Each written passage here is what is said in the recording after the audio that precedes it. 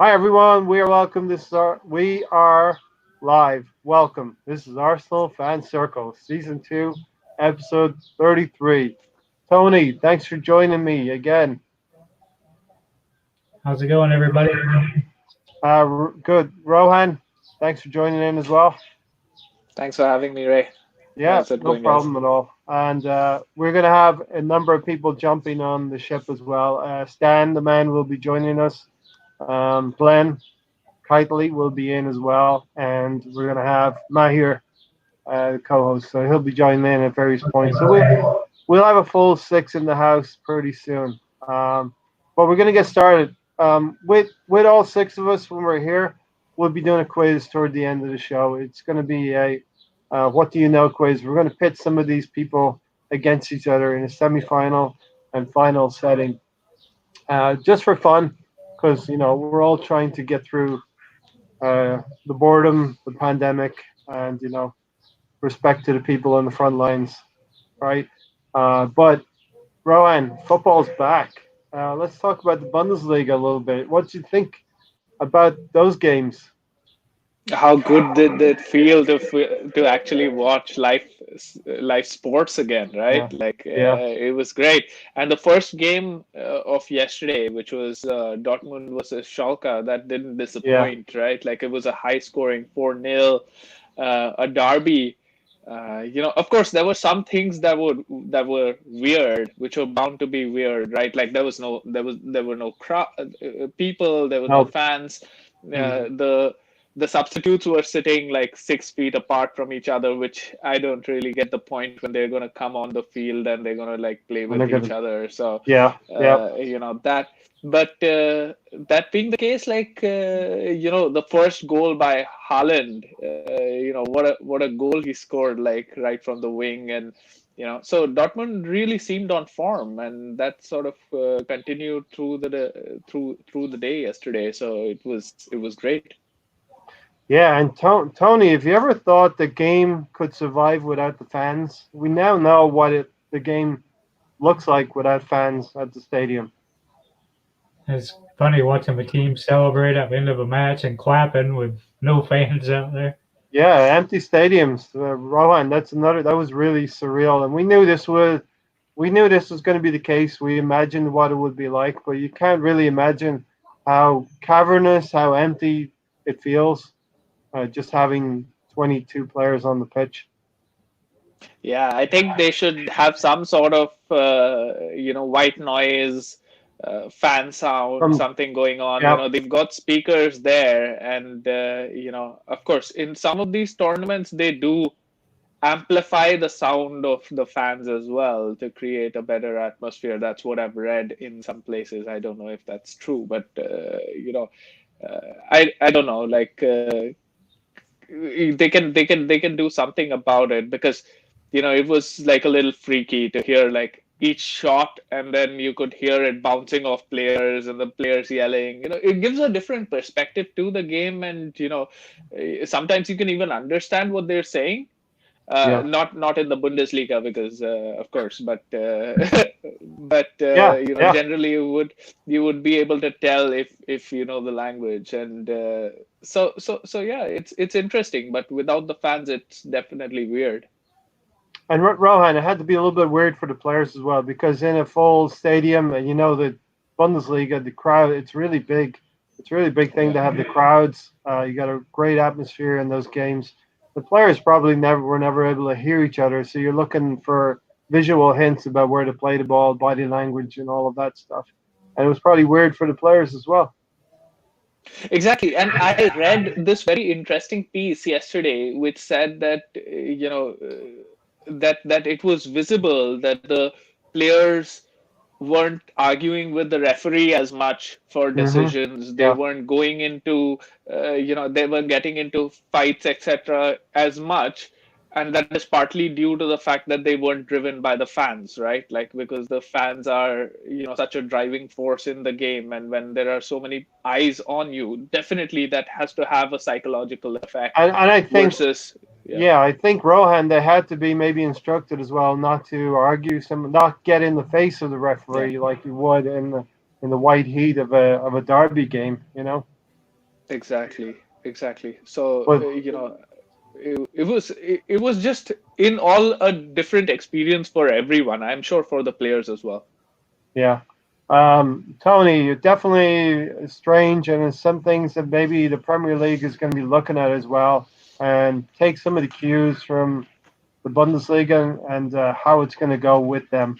And the Bundesliga has committed now to finishing their program by the end of June as well, Tony. Yeah, hopefully the Premier League hurries up and decides what they're going to do and gets the games in. And Tony, the unique thing about today would have been if the Premier League had continued as normal. Today would have been the last day of the season, and we would have had all games played at the same time as we do on the final game of the season. And we would have actually played Watford at home. And there's no telling what position we would have finished in. You know, we can all talk about that. No comment. Europa League spot, Champions League spot. Yeah. We could have been anywhere from. I mean, hopefully we're going to get to see. It's not life or death if we finish the league or not, but we'll see. Hopefully, we get to see what happens when our season does conclude. Anywhere from exactly. So Rohan, Rohan and Tony actually involved you in some predicted score line. So we went through the whole program, putting down our predictions, and actually have to say yours truly did quite well, predicting 2 score lines exactly correctly. That's not easy to do, right? Yeah. So 3 points for an exact score line, which I got 2 of those correct, and 1 point for a correct result. So, yeah, 7 points for me, and I don't know if you two want to divulge what points you ended up on. Hi, Stan. Good morning. Good morning. How are you from Vancouver? Yeah, not bad, thanks. Literally just got myself out of bed 20 minutes to go. Well, you're looking very fresh. Cheers. Gotta say. What did you think? Did you watch any of the Bundesliga? What did you think? What can we take from that? I watched the Schalke Dortmund game, and yeah, it was obviously a bit sterile without having the atmosphere there, but I think that they did the best that they could. I think we now need to wait and see if there's any fallout. Make sure that everybody got through it okay, and that it's viable to continue it next week as well. But yeah, it wasn't the same as watching a normal game, if you know what I mean. But yeah, I was just saying to Rohan and Tony that if we ever wondered what it was like without the fans, well, now we know what it's like without the fans, and it's not the same, right? Yeah, I mean, you know, things like seeing the substitutes sat on the bench with the big spaces and the masks on, you know, I mean, they've obviously been mixing together anyway. So it's, I think things like that are just more of a gesture to say to people, look, we're trying to do everything that we can to make this work. And, you know, you can't have a problem or a dig at that, I don't think. No, and Rohan made the same point, you know. But Norma Seguencia, thanks for joining us. It said that Brandt looks like a quality replacement for Ozil.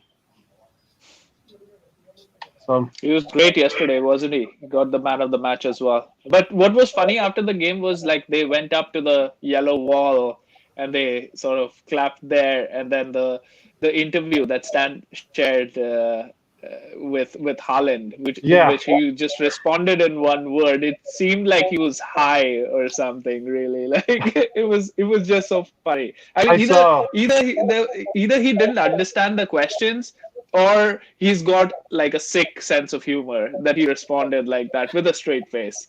I think it's the second one because I've been watching a couple of things about him about a month or so ago. One of the things that I kind of picked up on was that they were saying that he does have a very cute sense of humor. Right. I mean, when the guy said, I loved it when the guy said, you know, you all went up to the wall at the end of the match there, the yellow wall where there's usually your fans to celebrate, but there was no one there. Why did you do that? And he just went, why not? Yeah, that was epic. Yeah, I Yeah, did find that amusing. I saw that tweet where they said he wasn't much of a conversationalist, but I didn't actually watch it, I have to say, but no, interesting sequence of and like you said, Stan, we are going to have to see, and the Premier League's going to be watching as well, if there's any fallout from this. Yeah, I mean, the whole world has been watching. So, I mean, I even watched I done a watch along yesterday evening for the UFC, and that went ahead. I mean, I didn't have a crowd there, but that still went ahead. And you can't get any more closer to someone than UFC, right? Yeah. Yeah. And also as well, there was a lot of the matches, a lot of blood was there. Do you know what I mean? So things are happening. Things are starting to sort of happen, right? Yeah, things are, and I think it's the natural course of things. We got to do it slowly, but it has to come back at some point. And the Bundesliga are committed now to finishing the season by the end of June, Stan. Anyway, digging around some other stories, we got a story about Lacazette, and my read on this, I'm just going to put this out here. I think he's been stitched up a little bit by the press, and I don't know what anyone else thinks about that. I've seen like the story briefly, but I didn't read into detail. So, in case some of our listeners may not have seen it and they're a little bit behind, like myself, can you tell us, Ray, what the actual situation is with him? Yeah, he really likes party balloons. He likes a party. He's been photographed with a balloon, which I understand is not illegal, but it's also not a good look for a club. Do you know her name? The balloon? Say that again. Oh, sorry. You mean an actual balloon? An actual balloon, yeah. I thought you was using that as some euphemism for a young lady or something. No. He was picking out with a balloon last night. Okay. I understand. No, that's Walker. I understand it's not illegal, but for a club like Arsenal holds itself with some honor and class. I mean, at least our history has pointed that way. It's not a good look, and following on from a few years ago, Rohan, the same kind of thing. It's like this wasn't too long ago in which Aubameyang, Guendouzi, all of these guys were involved, right? And again, the same points were made that this is not illegal. It doesn't affect anyone's performance. So they can do it. What they wanted was just like a little bit of fun. And then again, it seems to have come back, but it seems like Lacazette's a little bit of an addict there. So no, he's definitely a repeat. A repeat offender. Repeat offender, yeah. So yeah. But if it doesn't affect anyone, it's all right. I mean, as long as it doesn't affect his performance. But I understand the club's perspective that they've given that this is an internal matter and we'll deal with it seriously. They seem to be taking it quite seriously. I don't know if it's the fact that Lacazette seems to be out anyway, maybe, or it's just the fact that this is not the right time for such tomfoolery. I don't know which one's it, but the club seems to have taken it seriously. Yeah, we got to give some points there to Rohan for putting the word tomfoolery into a sentence. I love that word. Tomfoolery. I mean, we did not plan that, but that could be a feature of future podcasts to send weird words to the panel guests somehow inserted in there. So can I just ask about this thing then? So is he at home doing this? Was he out somewhere? I mean, what's the story here? Home. He was at home in France, though. Oh, okay. It's self-isolating in France. So he's not been back with the training that's been happening then? That's what I saw. My understanding was that he was in France. Yeah. That's what I had read. Yeah. What is it that's actually in the balloon? I mean, I skimmed through it. The phrase I could see was they kept referring to. Right. Let's go to Heisenberg. Let's go to Heisenberg here. He's going to know all about this stuff. Nitrous oxide. It's what it is. What is that? Oxide. Is that laughing gas then? Is that? Yeah. Laughing gas. See, here's the thing, right? It's not illegal we've said, right? In the UK, it's not illegal. But let's say he was playing football in Canada, where I live. Cannabis is not illegal anymore in Canada, right? So does that mean that if a Canadian player in their downtime can go and have a cheeky little bifter when they're not playing? Because they wouldn't be breaking the law. It's just like, Right. you know, we don't encourage a football player to smoke cigarettes. But I would imagine that some of them do when they're not playing. So, right. So I think that'll be more contractual. Like a lot of corporates, companies also have policies, which I have always thought, because a lot of corporates, let's say in Canada or in the Netherlands, have a policy that a drug test policy, etc. Right?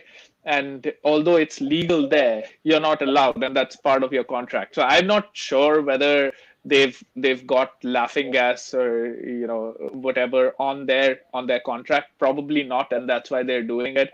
But I'm sure weed is on there, and if they test positive, they're probably gonna suffer consequences. and do we know how these pictures made their way into the media? How did that happen then? Was that his missus, or was he partying? Was he? Because we know that he likes to flex, right? Lacazette, he's got birds on the side. So was this a situation where he shouldn't have been with one of his lady friends, and then they put the picture out, or what? Is that what happened? To ask the son or someone for that. I mean, he could have been on some kind of a call, a WhatsApp call. Somebody's taking a quick snapshot of the screen and earned themselves a cheeky 35 to 50 grand or whatever the rags want, for that kind of picture, Maybe not that much. I'm not aware of how much money you can get for these things. You seem oddly accurate. I'm not in that line of business. But it's pretty worrying, though, if he's been on like a private Zoom call, which you usually do with, family and friends. Yeah. Someone within his inner circle has betrayed him like that. Exactly. Or, it could be you're in a pandemic, you need some money, and you need some of your family.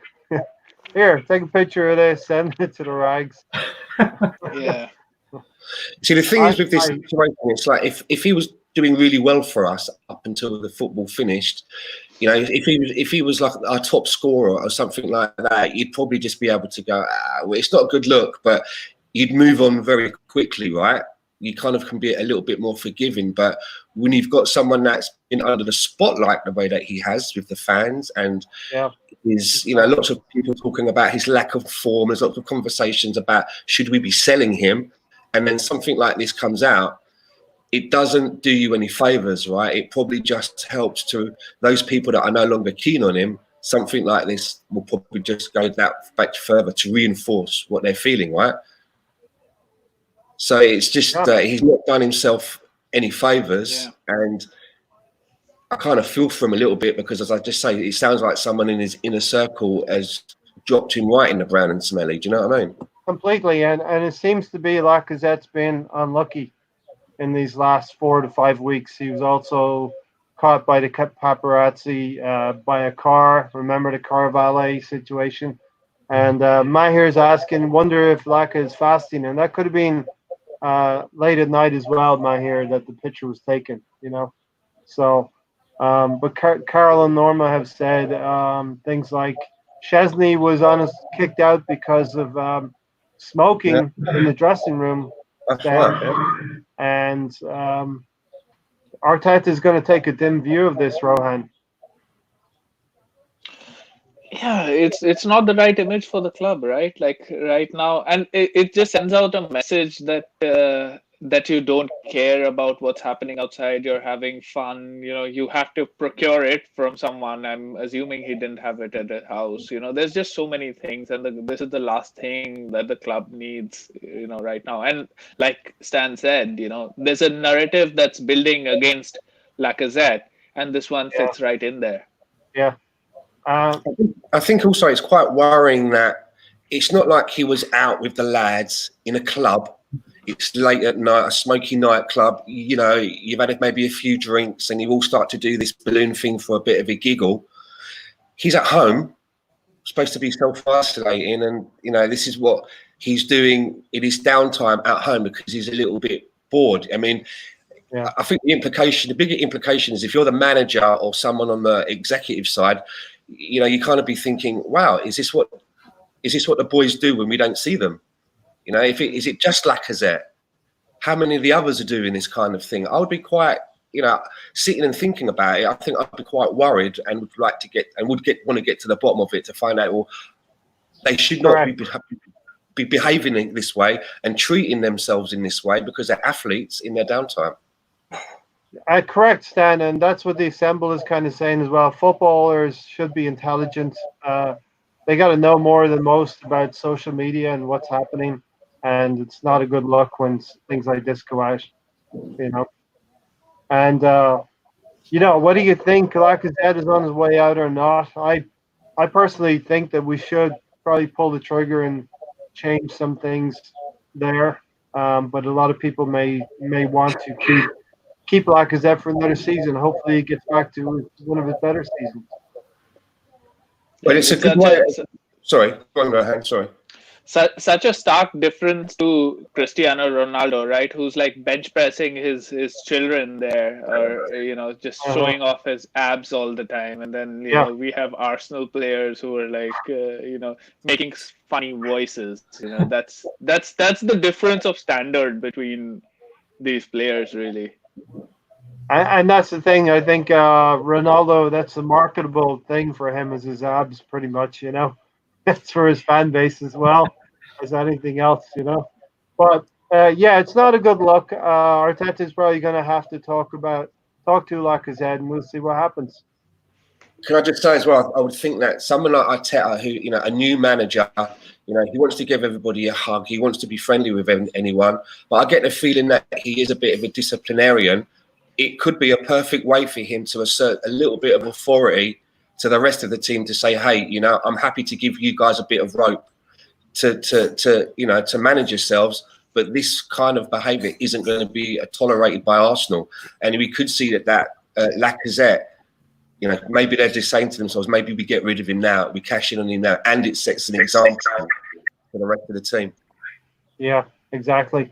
So, Maahir, before we move from this section, you want to say anything about Lacazette and the balloon? Well, firstly, good evening, guys. Welcome to the Arsenal fan circle. You know, good evening, Stan, our usual Tony, Rohan, and the host, and myself, your co-host. I personally believe, you know, there's a lot in him to be a top. I mean, he is a top striker. I would love him to get back to his old form. You know, his form of maybe last year, and as much as there are a lot of people who want to consider selling him and buying maybe somebody to replace him as the second striker alongside with Aubameyang. Yeah, man, like, it's just not good publicity. It's not good publicity, as you guys have said before. With all this balloon huffing and, you know, supposedly Arsenal getting the bad rep for it, and himself. Yeah. I just want to take a moment here, Maahir, to also wish you a happy birthday while you're drinking there. Oh, thanks. Happy birthday, Can we do the song after three then? 1, 2, 3. Happy birthday to you. Happy birthday to you. Happy birthday, dear Maahir. Happy birthday to you. We are actually leaving the podcast right now because we're singing, but we're not going to sing for the rest of the podcast, so it's all good. Great one, man. Like, it's you know, it's a privilege that you're spending your birthday with us. Not that you have much of an option, like, not that there are too many people available right now, but you know. No, Great like to I have really you. appreciate you guys. You guys are my family. All right. Oh, So I said we were going to surprise you, not say anything all day until we get on the podcast and we surprise you. So we've done that. Let's move on now. Unai Emery, sob story. Let's discuss the sob story. Stan, I think you might want to start on this one. I've been reading a lot about this. I mean, wow. I mean, the guy doesn't seem able to just. I just want to say, like, Unai, let it go, man. It's Yeah, of it's course. over. It's over. Move on. I mean, first of all, we had the story about his missus, the witch. It was her fault, right? His missus was putting a spell White on him. witch. The white witch, right? He then I read one where he was kind of saying, well, it was the fans that kind of run me out, you know, the fans. And then there was another one about a few days later, you know, talking about Ozil and a lot of his reasons of why he felt that he, you know, was let go by Arsenal. But I mean, I understand that he wanted to probably get another job, so he wanted to put himself out there. But he does sound like if I was a prospective, you know, looking to hire someone, I'd be looking at him thinking, oh, he's a bit of a whiner, isn't he? Yeah. He's a bit of a whiner. Yeah. Just before I leave you, Stan, where do you stand? Where do you stand on him? Do you feel like he was unlucky? Did he mess up in his own way? I just think that okay, it didn't work out for him, and it's never nice to be let go, especially when you're in a public arena. But it wasn't like he was just given a 2 weeks notice and given a month's salary. He walked away with a lot of money. A lot of money, you know, it's got to be up to around, what was it, around 5 million or so, wasn't it? He probably got, I don't know how it's being paid to him or whatever, but you just move on. You know, he's got plenty of time to transition into another job because he's not, you know, he's got the resources. He's not like you and I, right? We've got to rush out and try and find another job. We've got mortgage and stuff like that. Just be dignified about it, I think is the word. Be a little bit more dignified. Yeah. And Carl is talking about Lacazette. I'm afraid to say that some clubs or managers don't care about his behavior, but I'm sure Arteta does. So, yeah, watch this space with Lacazette. Rowan, the Unai Emery story. Just give us your outline of what you think before we dig any deeper. Like Stan said, he can't stop talking about Arsenal. You know, communication was his issue, and now he can't. He's speaking better than what he did when he was at Arsenal. If he did speak that well, then maybe he would have still had his job. You know, Yeah. I got some more perspective about this when I saw Gary Neville's interview about why he failed at Valencia, you know, and he basically outlined the fact that he did not know the language, he didn't know the league, and he went in unprepared, thinking that his knowledge of being a player would translate into him being a manager. This doesn't completely equate into Emery because Emery is a seasoned manager. But of course, maybe there was some lack of preparation on his side in terms of knowing what the culture of an English club is, such as Arsenal, which is like so heavily run by had been so heavily run by one person, right? And the language of of the players and the people around him, you know, that was a big problem. You know, at the end of it, his sob story came to a point that he was like, oh, when I was returning from Baku, I was sitting by myself and everybody was making fun of me. Come on, man. Like, you're the manager. You're not like a 4-year-old that you would complain like that. You know, it's ridiculous. He sounds like Charlie Brown. It's ridiculous the way he's talking. He's not painting himself in any sort of glory. Another important thing that he said again and again was that whenever I was at a different club, I was protected. At PSG, the president used to protect me at Sevilla or like wherever else. But here I was left on my own. You know, if I was a prospective employer, I would just be like, what am I supposed to step in every like 2 weeks and resolve his issues with his, that just shows lack of power and control that he had. And, it would only end one way.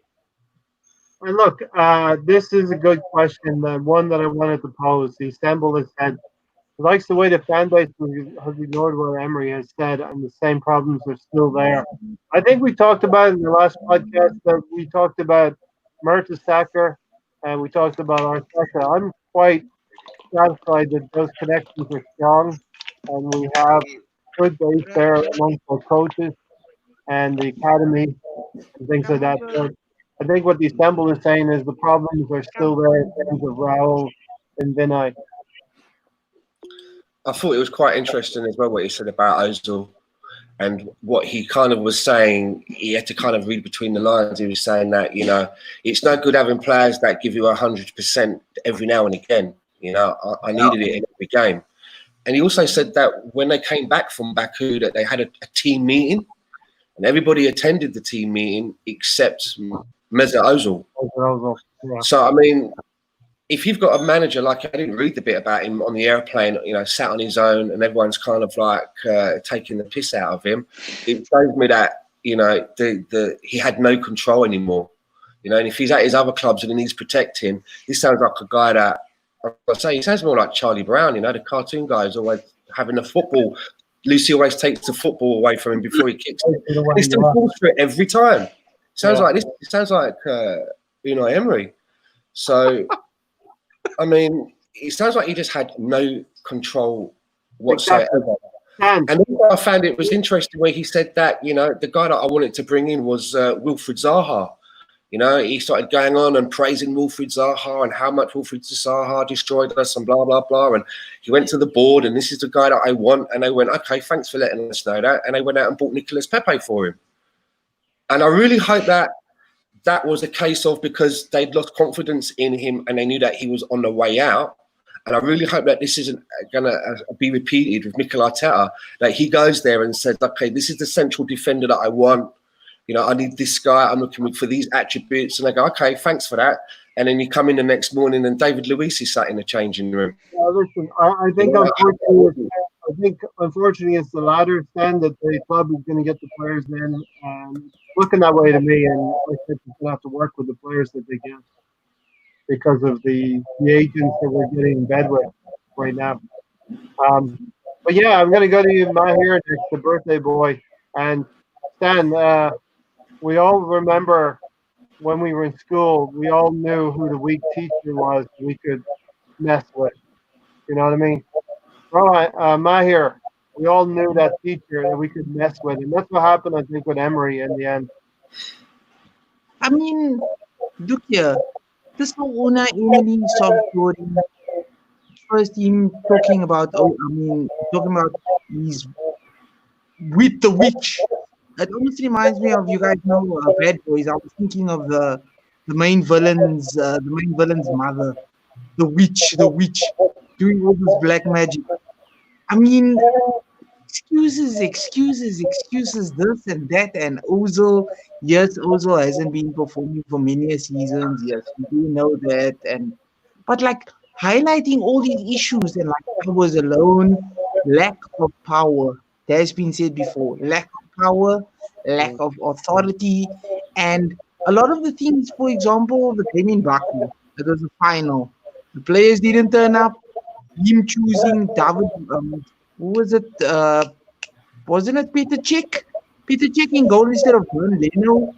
Making stupid decisions. I mean, all of this is down to the manager. If the manager has no control, no power, doesn't know what the hell he's doing, how do you expect the team to succeed? I mean, yes, it was a tough job taking over from Wenger. And even myself, as you guys do know, I was doubting getting in Arteta. But Arteta has proved so much in a little time. It's like Emery wasn't even there. Getting so much the better out of so many players. And I really hope they do back him. Like Stan just said, I hope it's not going to be a case of Charlie Brown where they say, you know, which targets do you need? Because I need this player, I need a player in this position, maybe 3 or 4 players. And they say, okay, cool. And they pull the ball out. Oh no, Zohaib. New subscriber, but he's a United fan, unfortunately. We're still welcome.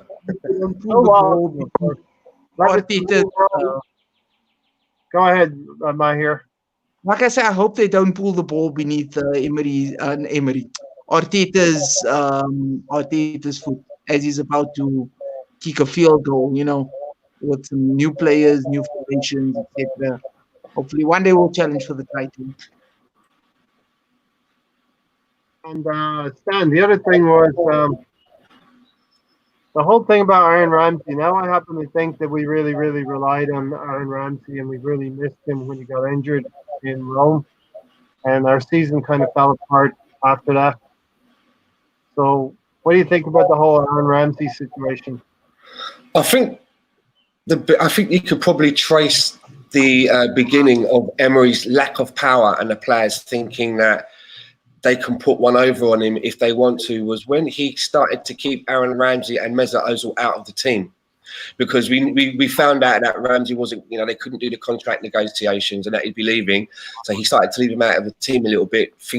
And rightly so, you're probably thinking, well, this guy might have his mind on other things.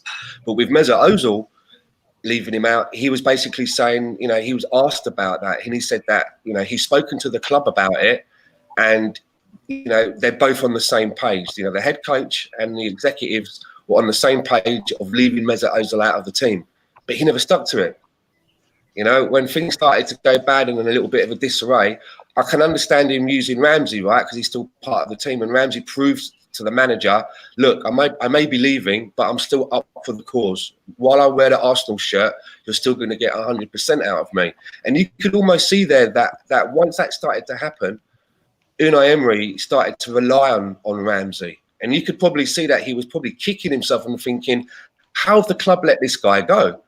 I could really use this guy at the moment. But with Mesut Ozil, he started to bring him back into the team. He'd have a good game, and then he'd disappear again for the next 3 games. And I think that by bringing him back into the team after trying to take a tough stance, it just weakened his position, I think. Yeah. Maahir will remember even a year ago we were predicting our team lineups, and we came to that Watford game. So we won. Everyone remembers we won at Watford with Aubameyang blocking the goal kick. Ramsey actually played in that game, so we were getting pretty used to. We were honing in on Emery's team lineup by then. It took us 7 or 8 months, but we got there to try to understand Unai Emery. Right, Maahir, you remember this, and we talked about we shouldn't play Ramsey twice in the space of 3 or 4 days, but he was in that team lineup for Lazio, and he got injured. And now I think that was part of the downfall of Unai Emery. I really believe that. What do you think, Maahir, before we go to Rohan? But you see, man management, guys, is another very important aspect. You should know when and how often to rotate your squad, and you should know your best players for each position, your strongest 11, and the way to basically manage them. Because unless you do that, you're not going to see the very best of certain players. And I mean, like Stan said, the way we managed to do, I mean, those last few games were putrid. Absolutely putrid. Not getting in by 1 point, basically against how many other teams? A lot of the bottom 4, maybe bottom 5. It's ridiculous. So Rohan, issues with Ramsey. The other thing Emery mentioned was sometimes he had players who would be yes today but no tomorrow. So he felt like they weren't playing for him 100% of the time, Rohan. That's because there's so much inconsistency in his messaging, right? Like, he has gone on and said, I just give you an example. He's gone on and said, Zaha is such a great player and he destroyed us and he did and that. But Crystal Palace at home was the first game out of those winnable fixtures where he put in a weak squad, and we lost that game. And that was the first of the 4 games that we started losing, and we ultimately went out and didn't get the Champions League spot. And then he had the cheek to say that if Aubameyang converted that penalty, we would have 2 points and we would qualify for the Champions League.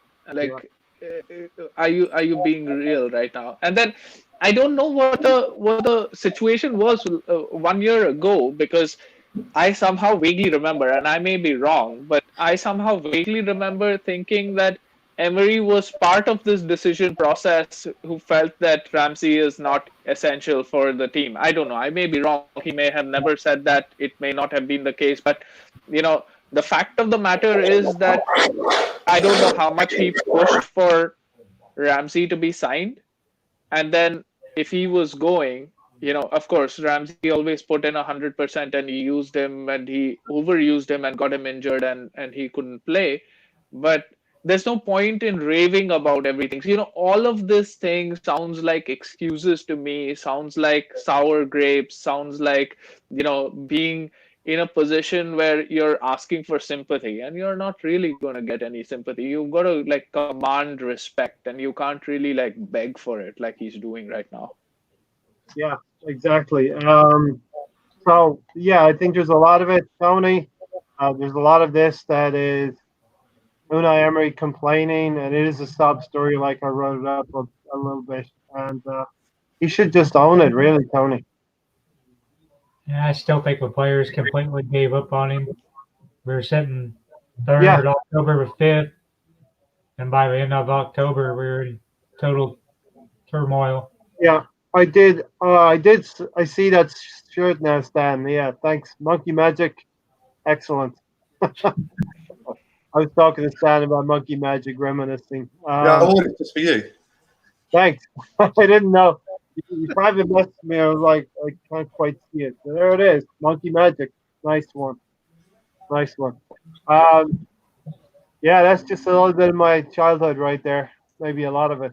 But yeah, Unai Emery, really, you need to own a little bit of it as well. And that's it. Move on. It's over.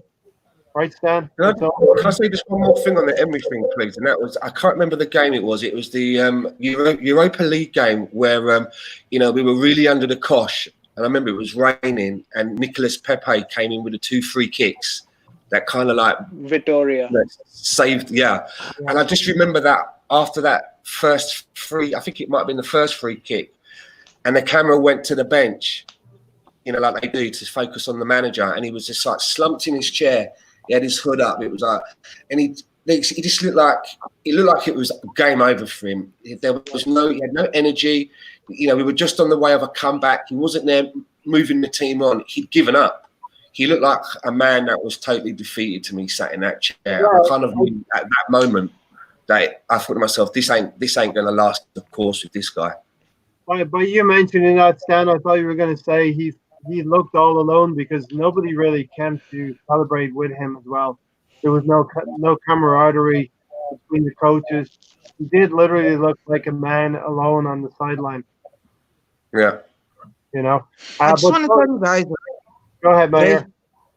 I just want to tell you guys, as important as this is as a side note, as important as mental health is, it's up to yourself to motivate yourself every single day, whether it be at work, whether it be on the football pitch, as a manager, as a player. It's up to yourself to motivate those around you in order for yourself to succeed, and in order for you to get happiness, seeing other people happy because you're a leader, as per se. And that's what a manager really should actually be doing. Right. And the thing, Tony, I forgot to mention was, you're right. I actually agreed with you before we came on, Tony, that I feel like the players did down tools for Emery a little bit.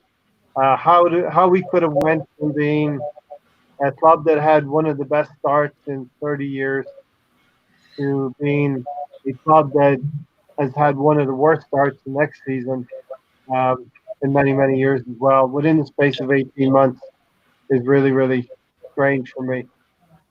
One of the best starts in however many years, and one of the worst starts in 44 years. And the Istanbul is that it's the players that are the problem. Every manager can't be wrong. Let's see what happens with Arteta. I think there's a little element of that Rohan, that if you're in school, we've all been in school, and like I said earlier, the teacher comes in, and within 2 or 3 minutes, you kind of suss out what this teacher's all about, right? He's like, "Oh, this one's a tough one. We're not going to say anything, or you can get away with shit." And hopefully, Arteta keeps them in line. Exactly. The messaging wasn't consistent, and that is why the players got confused. The players were confused, and you could see that on the pitch, and then the results were, exactly what you saw on the pitch, right?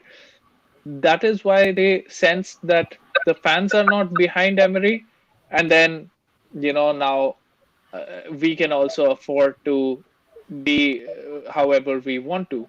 This, even though fans were not behind Wenger for long periods in his later part of his reign, but the players generally I don't think ever down tools because they knew that. I mean, first of all, they had the respect of Wenger because he was himself an institution within Arsenal, and then also that is what man management is about, right? And like you said, you can realize sometimes that this person is a weakling, this teacher is someone that I can take them for a ride versus I better pull up my socks, otherwise I'm going to be in trouble here.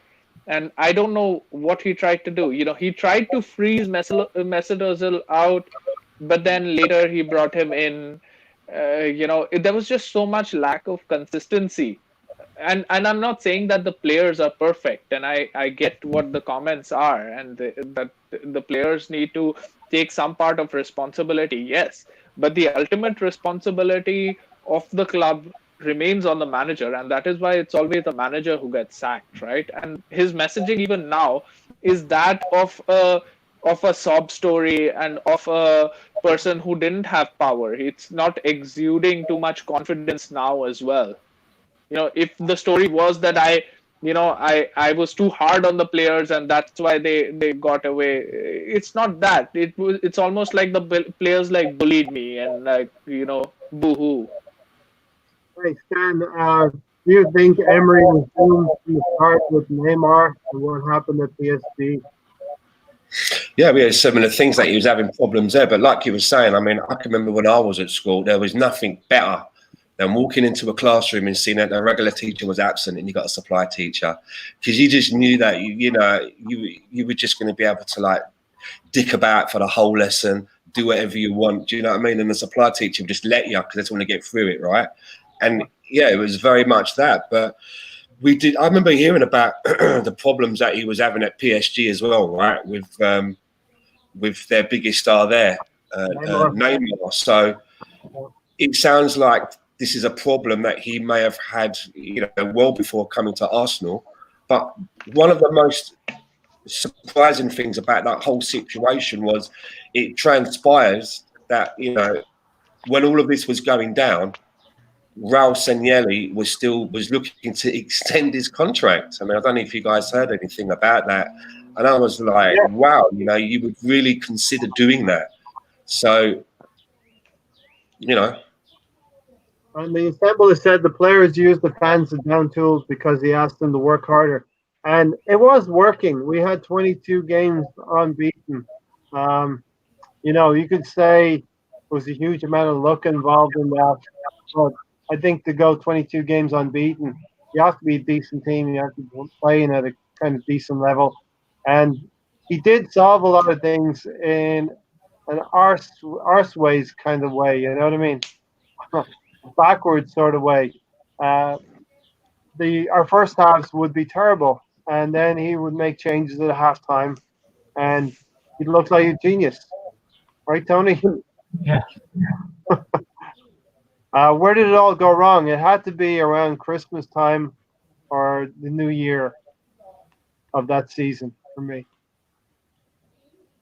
In the beginning, it almost seemed like he had to do too much, and you don't want that much intervention by your manager in every team, right? Because that basically means that one, your starting 11 isn't correct, and two, that your instructions aren't correct, and that is why you have to make up for it. But I think the main turning point for Emery was, after that set of games, right? That Crystal Palace, then Leicester, and a couple of other games that we played, Brighton.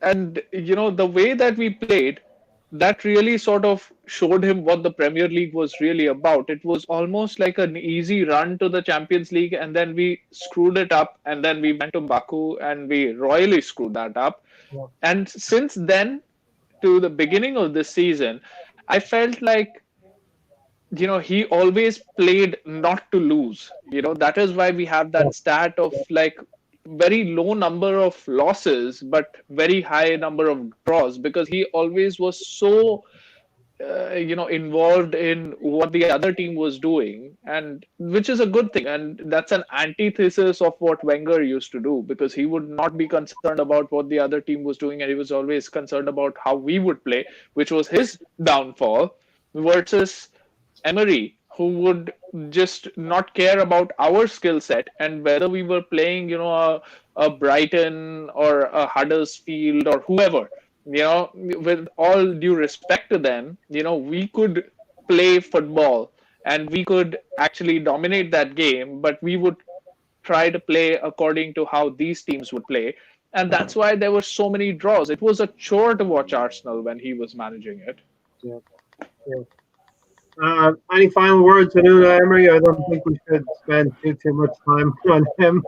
I'd just like to say that I think when he first came in as well, the very first games when it would look like he'd be making a bold move to make changes at half time. And I think at first, I know I certainly did, I kind of got swept up in it because we were so used to seeing, we always knew what team was going to get put out with Wenger. We knew that if it was going wrong on the pitch, he'd be reluctant to change it. He'd want the players to try and figure it out.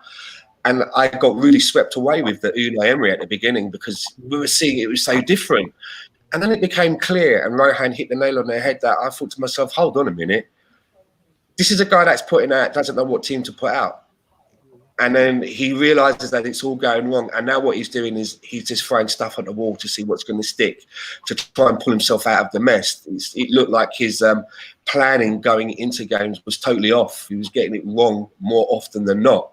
And that started to wear thin on me, the changes at halftime. And I started to, rather than be excited about it, I started to have the feeling of, well, why can't you just put the first team out to begin with? And make changes because later on in the game, because players are tired and you want to put some fresh legs in.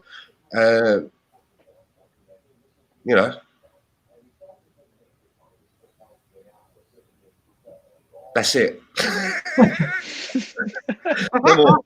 Is Ray frozen? I thought Ray was listening intently, but I think we've lost him. I thought he was just listening really intently and hanging off my every word. But that's not the case. Like this, we have to go to our plan B, which is we now hand over to Maahir as the host. The co-host. I'm a bit unsure of exactly what the other topics were. But like you guys said, it's all true. I think this guy, he seems like a bitter ex. The bitter ex is just complaining about and blaming everybody but himself to create some sort of positivity on himself. Or I honestly have no idea exactly where he was going with that. But like I say, hopefully, guys, you guys would take Thomas Partey any day of the week, right? Yeah. And Upamecano as well. And it's just a pity Kai Havertz is going to be so expensive. Otherwise, he would be that ideal replacement. Can I just ask, where do we think we will see Unai Emery up next? For his own good, he should go to somewhere in Spain, because England just doesn't seem to be working out for him. Yeah, I think They were thinking about giving him the job at Everton, right? They dodged a bullet there. He was just at my gaff stand. He was shaking me down for saying so many bad things about him. It was funny because I finished speaking and you were just like, it looked like you was just listening intently and hanging off my every word. I was fake it till you make it, right, Stan? Hey, Glenn, if you want to get in here, we're going to do the quiz section next, Glenn, or else Tony's going to be forced into a semi-final situation that he's probably dreading. Stan, are you up for a quiz? I'm gonna drop off after an hour if that's okay. I'm only available for an hour today. Yeah. Okay. To get on with the quiz. So we got you for 6 more minutes. Yeah. All right. So Cool. what's Glenn? Get Glenn to jump in. Glenn, get in here, and we're going to do a quiz. Let's do an early Emery substitution, and I'll come off. Yeah. Right? Into formation a little bit. No, could you hear me saying I need to put a couple of quarters in the box there for the lights? Because everything just grinded to a halt there. And I think, Glenn, you got to get comment of the day so far. Emery sent his people. He could have some shady friends, right? Emery could have some shady people, you know. But Maahir, I understand you picked up the baton and kept going. Nice one. Yeah, no, it was basically for. Yeah, it's a little bit of, it's asking the guys if obviously we take all three of those players, as I think Carol said earlier, the assembled. Partey. Upamecano, Kai Havertz, as expensive as he's going to be, and Partey. Yeah.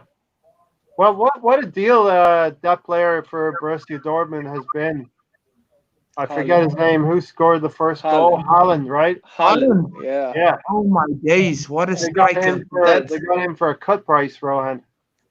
Exactly. They got him for 20 million. That's mad. And so they sold Ousmane Dembele for 120 million, and they got Haaland. They got this guy Torgan Hazard. They got that guy, the man of the match. Is he related to Julian Brandt? He also plays for Brandt. Yes, Brandt.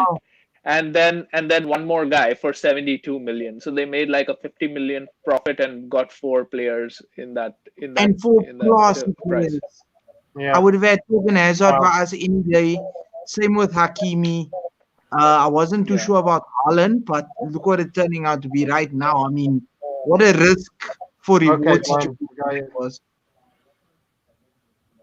Even when he was playing for RB Salzburg, he was tearing it up there as well in the Champions League and scoring like lots of goals. So, for 20 million, he seems like he's got his head screwed on as well for a young lad. I mean, they took him over to United and showed him around, right? And he took a step back and felt, well, for his development, rather than going into somewhere like a United now, he wanted to maybe go somewhere first and continue to learn his craft. And I think that if you compare that to someone like Nicolas Anelka, who decided, now I've got to leave, I've got to go off to Madrid, I'm done here at Arsenal. It's a completely different story, and I think it shows a lot of maturity, and it also shows that I think he's got very good people around him advising him. Yeah. Hey, Glenn, thanks for joining us. Welcome in, Glenn. We're going to do a quiz section. Stan, you can do some official business before you go. Like what? Remember the FA Cup semi-final where you're drawing the balls out of the hat? Oh, yeah? You're going to pick the semi-final for us. So pick a number between 1 and 4. 3. 3. Glenn. Okay. Versus another number between 1 and 4. Number 2. Number 2. Glenn versus Rohan. An interesting tie. He left already. He has to draw the last 2 balls. There are just 2 left. Oh, I know, but Rohan, you have to do it officially. He drawn out like Maahir. That is Tony versus Maahir. Okay. So we're gonna do. Hi guys, hi Rohan, hi Maahir people. Oh, thanks, Glenn. Welcome, bro. Welcome back. So Glenn, any observations from Unai Emery's little moan about what happened to him? Hi, Thunder Road. I was actually getting sick listening to you people talking about him. Yeah, we were going on I a just- little bit too long, right? Yeah, I just got a little bit. I just couldn't understand where it went wrong, because I know Stan and Ron have said that most of those games were draws and stuff, but I couldn't understand where everything went wrong. There's a time we went 22 games unbeaten. 22. 22. So I couldn't really quite understand where it went wrong. But his game management was poor. His time was disgraceful. Stan said that wasn't supposed to happen. Oh, he's here. Stan's here. So what I can see here is I'm sorry about that. I just knocked my mouse and it clicked off the screen. So I wasn't doing them here and just like tearing off. listen, I wasn't doing that. Stan, it was a great moment of comedy because you were supposed to draw the other two balls, even though we knew what the two remaining. I know. I'm sorry about that, guys. But listen, I just wanted to say goodbye. I didn't want to just rush off like that. I clicked my mouse and it hit the screen. So thank you guys very much for having me on. Take care, everyone. Take care, everybody in the chat box. And I'll speak to you guys during the week. Enjoy the rest of the show. Cool. Thanks, Stan. Take care, Stan. Take care. Yes, Stan. All right, we're going to get into Rohan versus Glenn, and this is a quiz section. We're going to start a quiz. The semi-final stage. Maahir and Tony can sit back and relax. We're going to do it back and forth. Glenn, you know the format, right? I'll ask a question. You'll have one answer. Rohan will come back with another answer, right? Can you hear me, Glenn? Yeah. Okay. We'll see how it goes. It could be a little bit. All right, Rohan, who wants to start? Rohan, you want to start? Yeah. First section for the semi-final. Rohan, Arsenal have 10 remaining fixtures in the Premier League. Can you start naming some of them? One at a time, and then we'll go volley back to Glenn. Watford. Watford, correct. Glenn?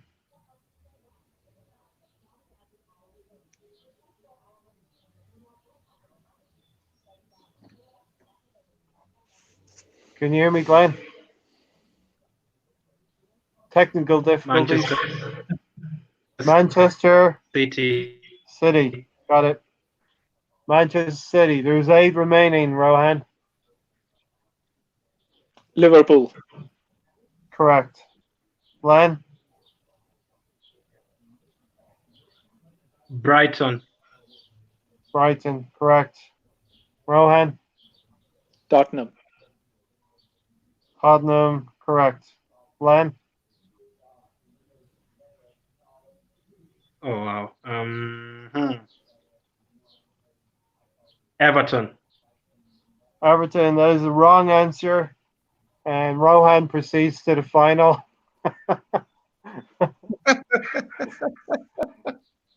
We played Everton twice. Rohan, One was when Arteta was about to join, and the other one was that 3-2 win. Actually, Rohan, you have to answer one more because Glenn got one wrong. So give me one more answer for the final. I have to answer one more. Leicester. Leicester, correct. Tony, Maahir, did you have any of those? Huh? Hey, what'd you say? It's supposed to be the best of 3. It's not supposed to be that easy proceeding to the final. Rohan, do you want to do best of 3? Yeah, whatever. All right. I didn't prepare that many, but we'll see how we go. Here's the second one.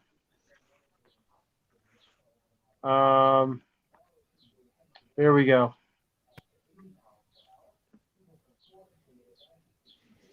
Okay, Glenn, you start. Teams of the Premier League.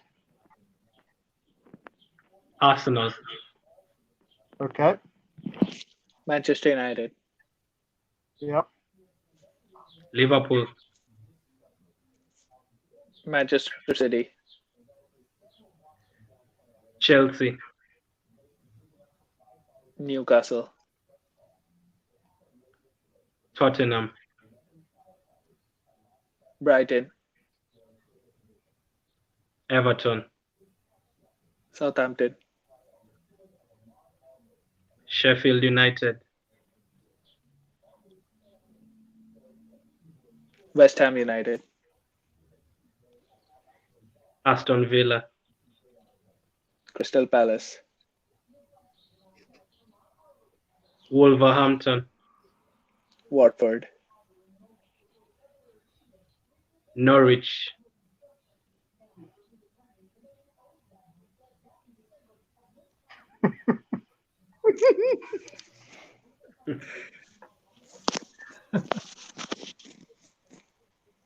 Such a brain freeze happening right now, but I got it. We have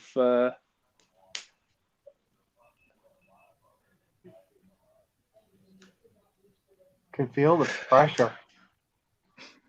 I think it's time for the buzzer to go off.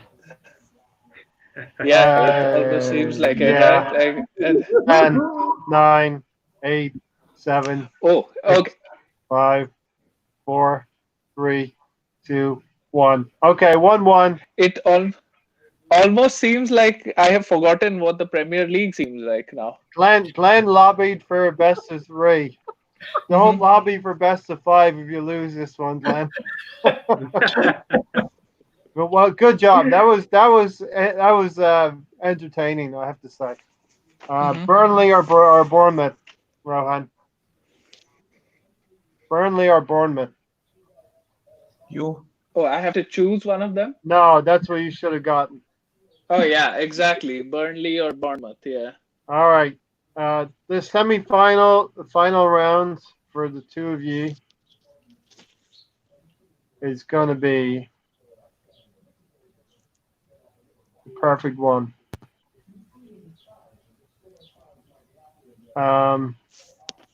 Who went first last time? Glenn. Glenn. So, Rohan, you start us off. Premier League coaches. Mikel Arteta. Eddie Howe. Pep Guardiola. Jurgen Klopp. Frank Lampard. Solskjaer. Steve Bruce. What?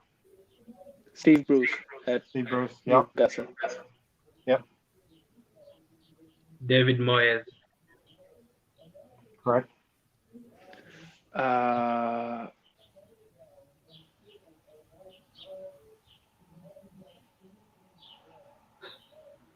What is the Sheffield United guy's name?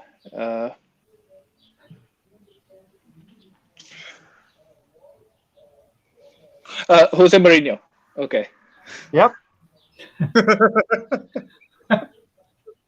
Esperanto Santo. Yep. Oh, No. Yep. no.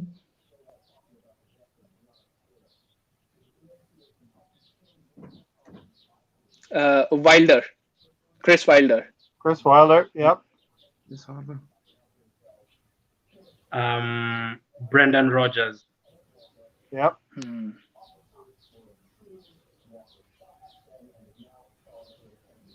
And The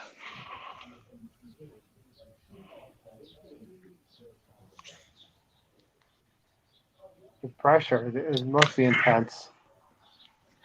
Ancelotti. Yep.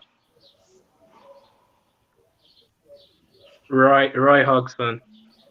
Correct.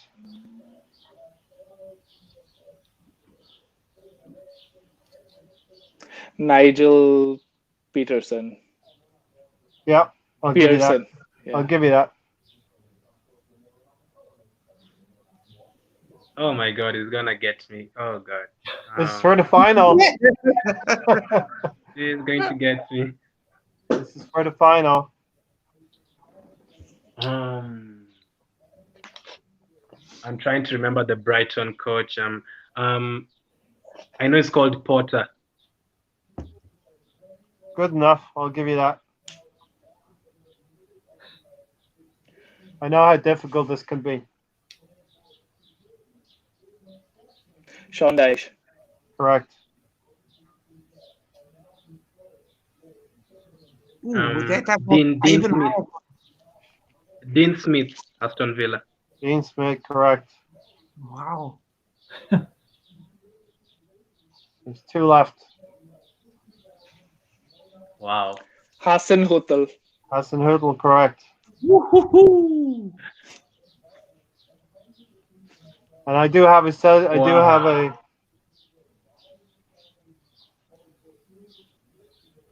Rohan's Only got one 10. remaining. Yeah, Rohan's got 10. You've done 9.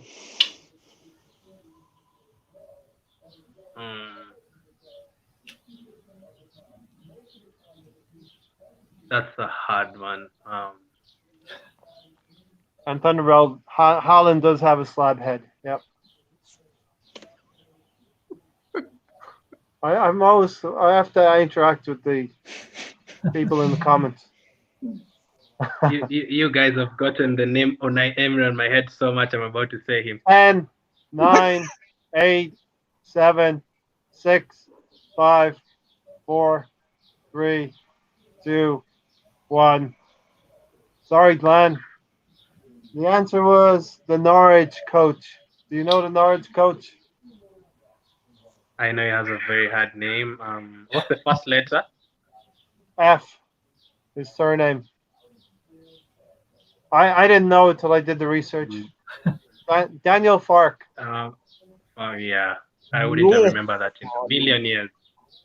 That's a hard one to get. Okay, Yeah. so over to the other two. Maahir versus Good one, Tony. Glenn. Tony, that was Glenn. That was epic, and Rohan, that was pretty good. I have to say. I'm gonna go for a topic. You know, we can always do a bet. We can always do a best of 5. I know. We could all. Tony, I'm gonna lean. This one might lean toward you, Tony. So Tony, you start us off. Teams that Arsenal drew with this season in the league. Chelsea. Chelsea, correct. Maahir, Tottenham. correct.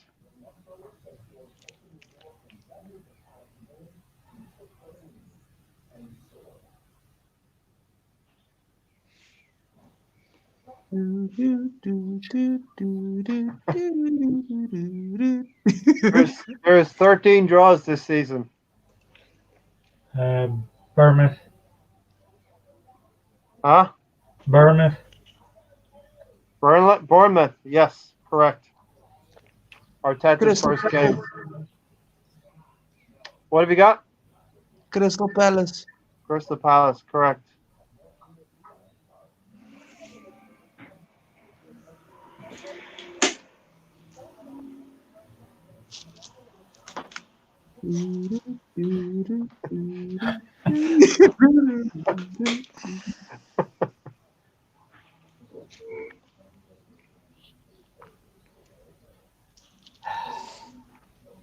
Longberger was in charge for 2 of the games. Emery was in charge for 6 of the games, and Arteta was in charge for 5 of the games.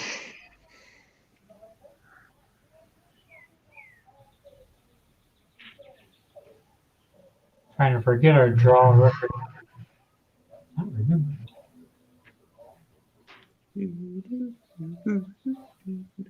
All right, Tony, 10 seconds.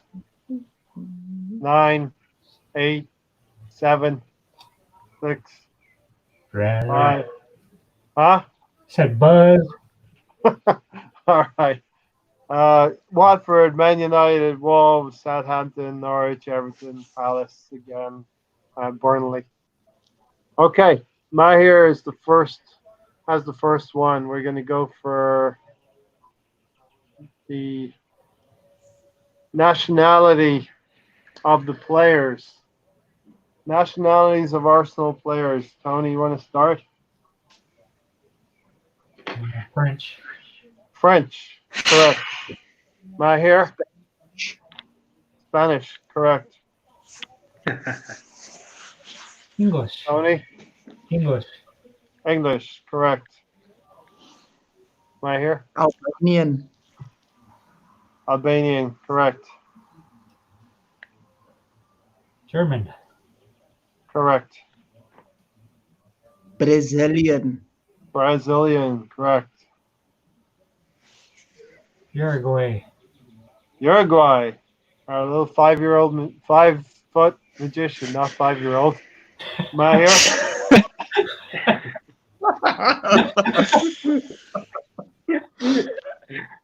Maahir? Okay, bit of a brain freeze. Give me a few seconds. I got you.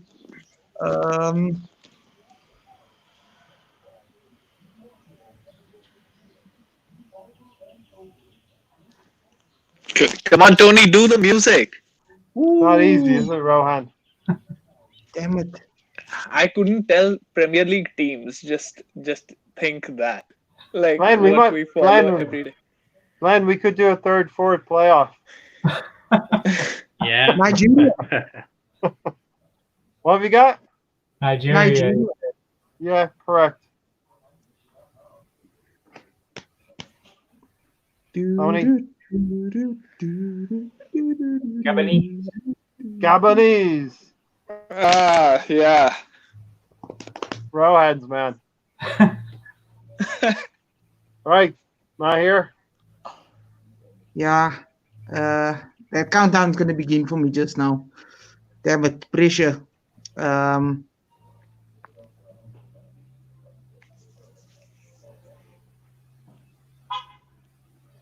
Somebody hung. Would be for a 1-1. If you don't get it. Ghanaian. No, wrong. 1-1. I wish. Irish, Bosnian. Ivory Coast, Argentina, Amy Martinez, Portugal, Bosnia. Man. Bosnian, Greek, and Scotland. Don't give up on. And how can you please? And the Swiss. We got the Swiss as well. Mm-hmm. Oh, damn it, man. And Really? we're gonna have Okay. a Ghanaian. We're gonna have a 1-1. Ghanaian next week. Yeah, we're going to have a Ghanaian. Hopefully, we're gonna have a Ghanaian. Correct. That was a good one. Okay, so I'd like to. Here we go. I don't know what we're gonna do for the final, but let's see.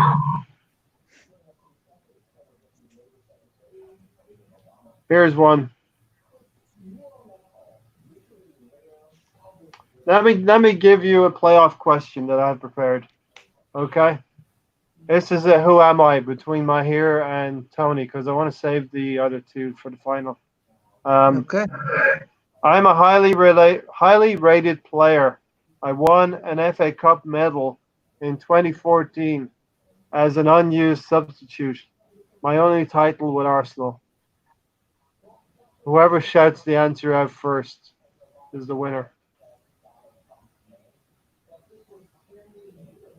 I'm a highly rated player. I won an FA Cup medal in 2014 as an unused substitute. I want to say Who? Carzola. Nope. He scored the Maahir, first free kick. Maahir, you get an answer, and then we'll go back and forth that way.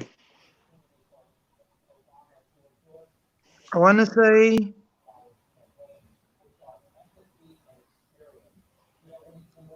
It's for the final. Ramsey. Unused substitute. You didn't come on the field.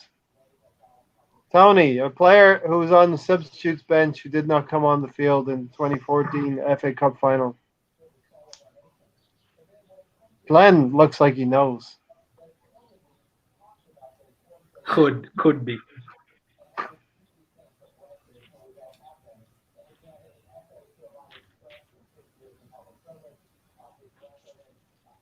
All right, I'm going to give you another clue for this player.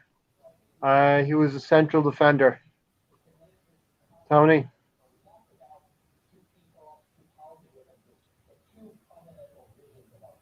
It's like Non-use. we've forgotten about people. He came from Ajax and he was sold to Barcelona. Tony? I still can't. Rohan has it. Vermaelen? For Malin, yeah.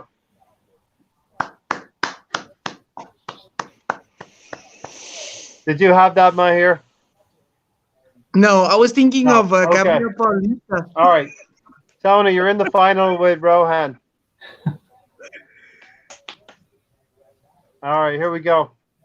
You ready? Here we go. Here's the first one. Final. This is a final best of three. The year of Arsenal's FA Cup wins. Tony, you want to start? I'm so brain dead right now. 2014. Correct. 15. Correct. 17. Correct. 71. Correct.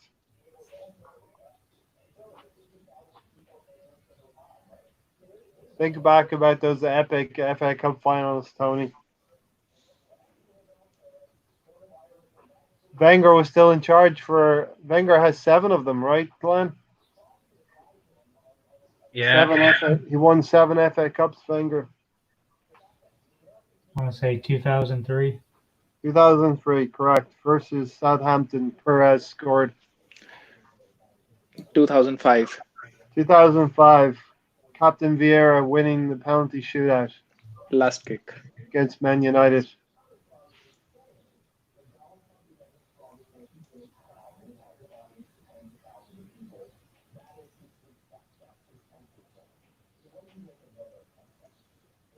You got this, Tony. His time is running out. 99. No, it was 1998. Sorry, Tony. 1-0 to Rohan. Actually, Rohan has to give me one more year.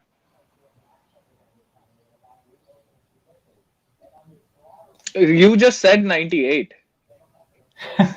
Yeah, you have to give me 1 year other than that. Hey, Noe. I think we won it in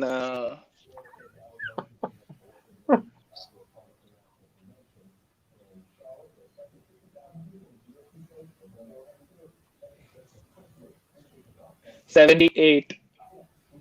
No, 79. Here I was born. Tony, I you're know still one like alive. 78, against- 79 season. No, it's 79.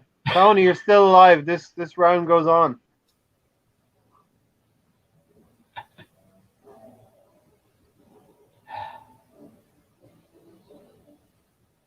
Gets a little more difficult. Uh-huh.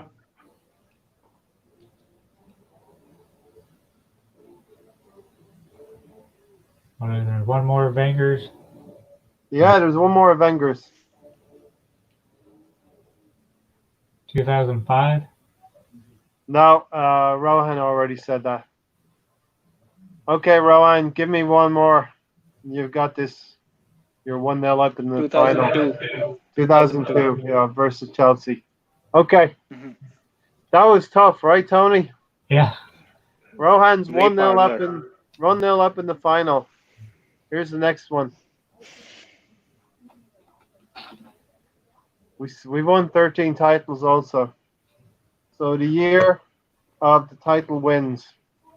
Tony, you can start us off. 2003.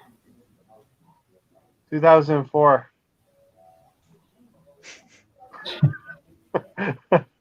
Wrong. Wrong. 2002. 2002. Okay. That was Rohan is the winner. Tony, you're a good sport. Hopes never comes on to play these. Glenn, what We did you need think of that? Wherever hopes he is right now, we wish that he's safe and he's well.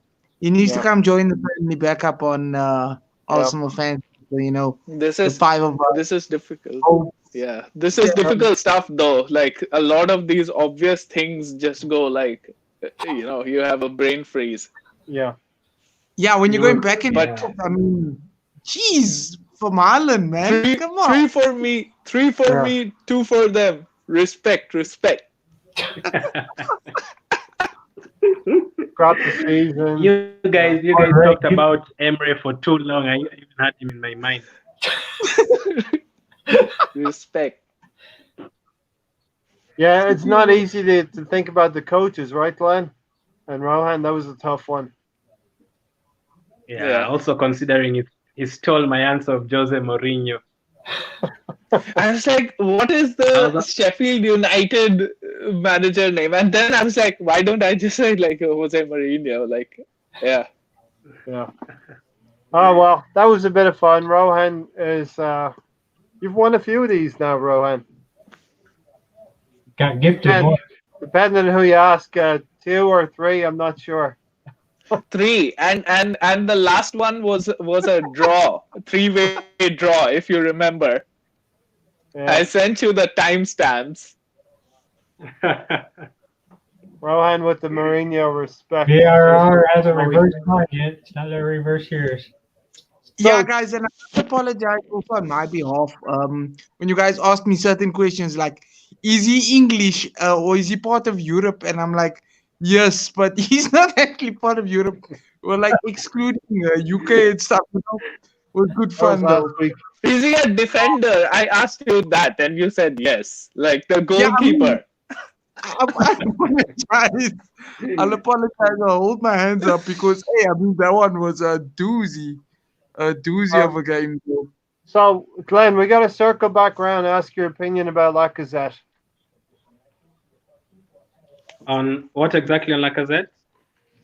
The balloon that he's been pictured with. Have you seen that? Well, of course. I haven't seen that actually. I heard you guys talking about it, but I think that is unacceptable. Like, especially at this time, expecting players to like take good care of themselves, like follow all the correct guidelines and not exposing themselves into such stuff because they're in the limelight for so long. So you'd want them to give a good example, and for me, that isn't a good example. So you wouldn't want him to like end up like the likes of Grealish doing stuff. Yeah. Just to be like on the media and stuff. So it's wrong for me. Yeah, and like the assembler said, Carol, you are right. You could have a point. All this progression with Arteta, and we are doing worse. Contradiction in terms of what Arsenal do in this transfer window is going to be a statement of Arsenal's future. I did believe that, Rohan, that what we were going to do in this window moving forward was going to be vital, and I still think it is. But I think with the economic climate, it always seems like we're going to be able to make excuses for what the club is doing. We can try to make as many excuses, but if I was an astute businessman, I would try to increase the valuation of the club, which can only happen if we have on-field success, Yeah. And Yeah. this time, although it is problematic and it is distressful and it is an economic bad time for people, but it can also be an opportunity. You could get bargains. You're you right. could get some Yeah. things for a lower price than what you would get sometime else. There will be teams that will be cash strapped. We can try to get some good deals. So it depends on how you look at it. Yeah, so, and you're right, possibly rightly saying that the economic climate may not be a factor in what the club is going to do. Should not be a factor. Yeah.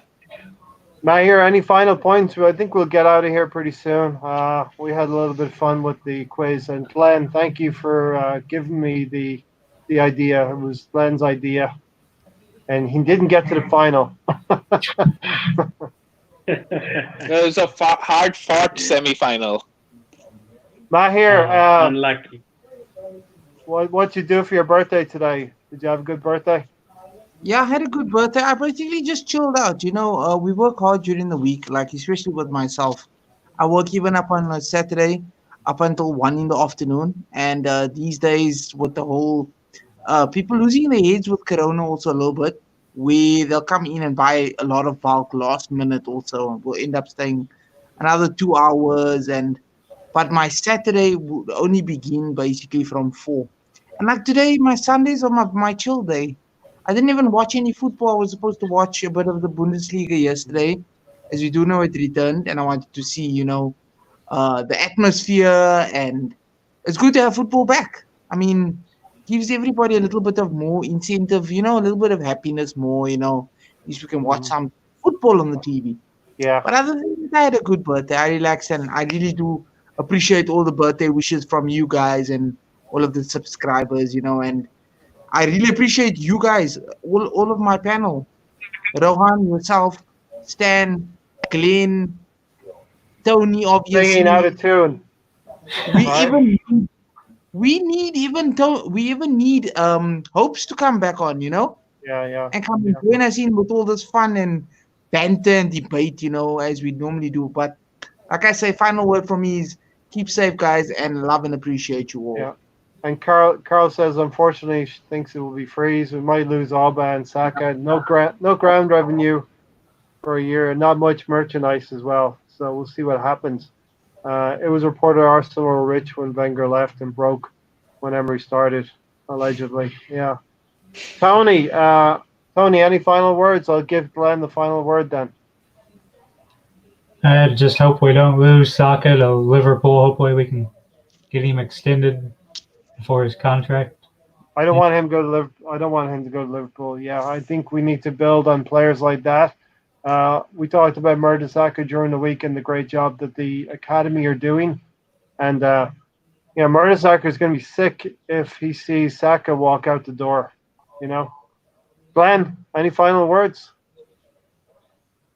Yeah, I would say if that happens, what Carol has said, if Aubameyang and Saka leave, both of them, that would be disastrous.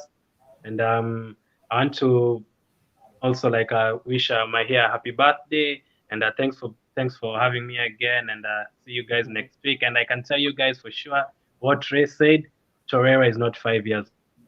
So He's not 5 years old. He may be 5 feet tall though. But I think Carol made a good point. Very entertaining. Thank you so much. No arguments. We don't argue on here. We have a little bit of banter. We don't get crazy. And you keep safe and well, everybody. And thanks to Zohaib for coming in as well. We welcome all football supporters, even if you're a Manchester United supporter. It's okay, right, Maahir? Of course. Rohan, thanks for coming in again. Really, it was fun. You won another quiz. Congrats, bro. The second one. It was great. It was great. As Tony would say second, but as records will show, it was my third one with one more joint three-way tie. So yeah, I think I'm doing all right. After losing the first two. I already won the predicted score challenge. So Maahir, happy birthday, bro, and thanks for picking up the slack there when I dropped out when Emery's boys came to rough me up, right, Glenn? Absolutely. Glad you're safe. Stay safe, you too, Glenn. Stay safe, Rohan and Maahir. And Tony, be safe. Until next time, we're out of here. Hope everybody enjoyed the podcast. Come on, you Gooners. Up the Arsenal, everybody. Stay safe.